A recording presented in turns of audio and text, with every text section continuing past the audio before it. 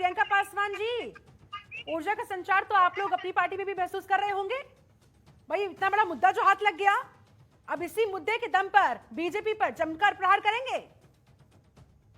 देखिए, बीजेपी पे प्रहार करने की इसमें कोई बात नहीं है। ये कॉन्स्टिट्यूशन का जो कॉन्स्टिट्यूशन और भारतीय कानून का ये बहुत बड़ी खूबसूरती है कि कहीं ना कहीं अगर कुछ चीजें कमजोर हो रही हैं तो वहीं कुछ संस्थान, न्यायालय जैसे संस्थान ऐसे हैं जो अपना काम कर रहे हैं।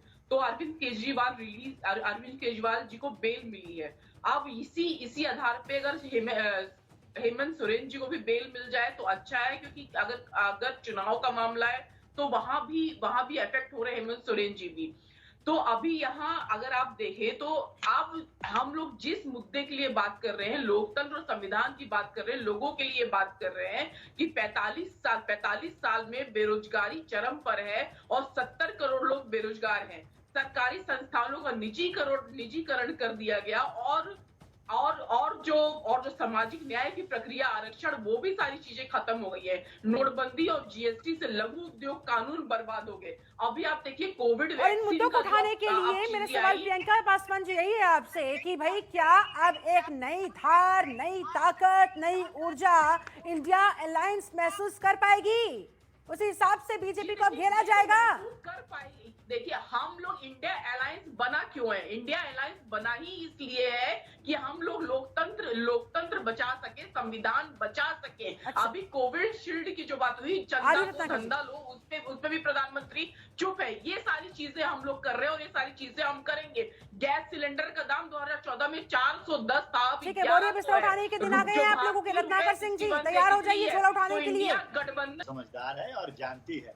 आप दिल्ली में तो गलबहियां कर रहे हैं, हम साथ हैं, और पंजाब में जाके आप एक दूसरे को धूर्त पार्टी बताते हैं, धूर्त कैंडिडेट बताते हैं, चोर बताते हैं।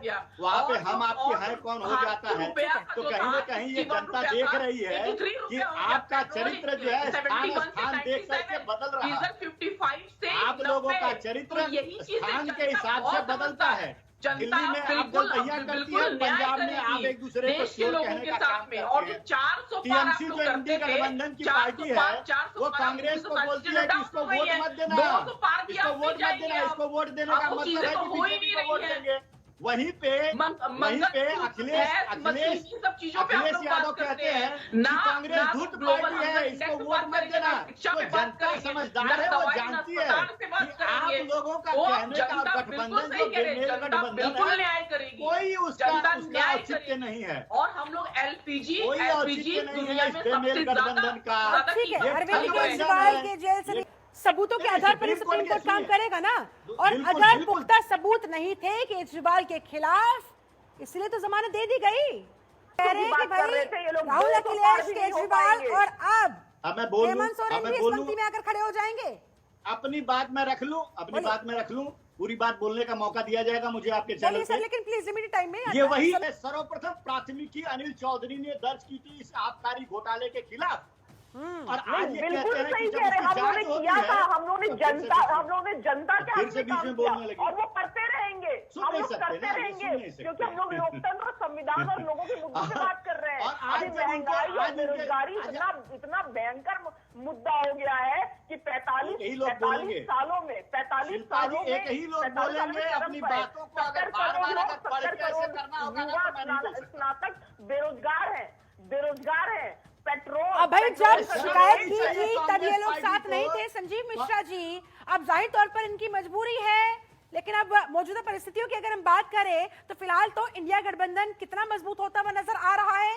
ये तो तैयारी करे बैठे हैं कि देखिए अरविंद केजरीवाल बाहर आए हैं, अब हेमंत सोरेन भी आएंगे।